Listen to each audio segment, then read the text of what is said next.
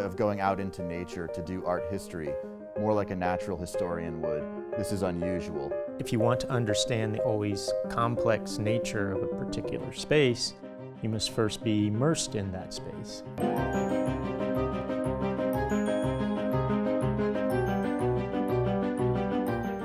For the last couple of years, I've been doing field work. It's an unusual practice for an art historian. We tend to work in museums, archives, offices, indoors. Art historians who work more interdisciplinarily, intersecting with archaeology or anthropology, might do more field work than the rest of us. Right now, I'm enjoying doing field work because I see it as a way to stretch my discipline beyond some of its familiar habits, starting with the idea that art historians are supposed to write about art as the stuff that goes in museums.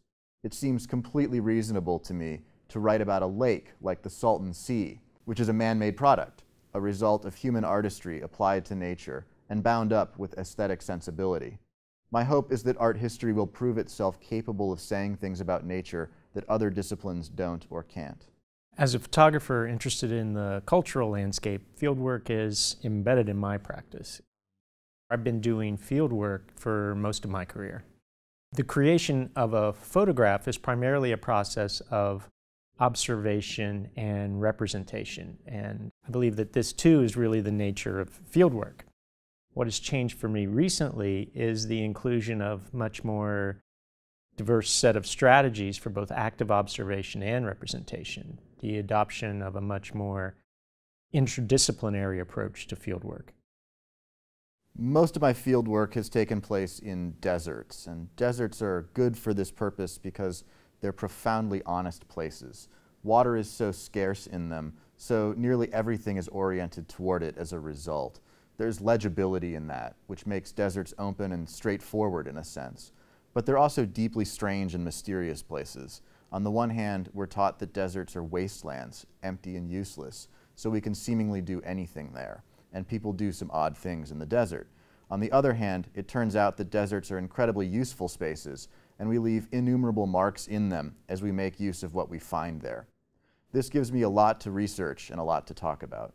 There are several reasons for my interest in the desert. On a personal level, I'm drawn to the silence and austerity of these places. On a practical level, vast areas of public land ownership result in mostly unrestricted access to these sites.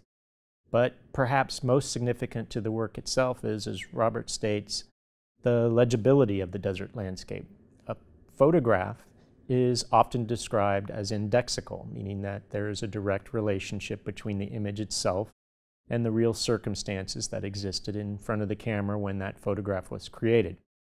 I find the landscape, and in particular the desert landscape, to be indexical as well. Traces of the events that have taken place on the land remain long after those events have ended. These events might be geological, historical, cultural, etc., but all leave marks upon the landscape. And in a space like the desert, where everything lay bare, this evidence is legible and therefore perhaps comprehensible. I'm looking for traces of human artistry, broadly construed. All of the arts, not just the fine arts. This means things that are essential to human survival: agriculture, irrigation, ranching, infrastructure. It also means uses of the land by the military, by industry, by science, and by artists. I'm looking for the material remains of our practices as human beings. As an art historian, I'm trained to believe that you can understand a lot about a culture or a society by what it deposits in works of art. I think that this is also true of any artifact we leave behind. And at a time when our species is behaving rather badly from an ecological standpoint, I think we need to take a new look at what we have done, to reassess what we do. I'm trying to do that with my own practice as an art historian and to think more broadly about the practices of our entire species at the same time. Photography, fieldwork, and even the idea of landscape itself are devices for understanding, representing, and constructing a relationship between humanity and nature. As an artist, I'm engaged in a dialogic practice that seeks to create a space where conversations about this relationship might happen. I believe the questions we ask are often much more significant than any answers we might provide, and that contradiction and complexity are the dominant characteristics of all knowledge. I firmly believe that if we are to address our tenuous relationship to the natural world, we must work towards solutions that recognize this reality.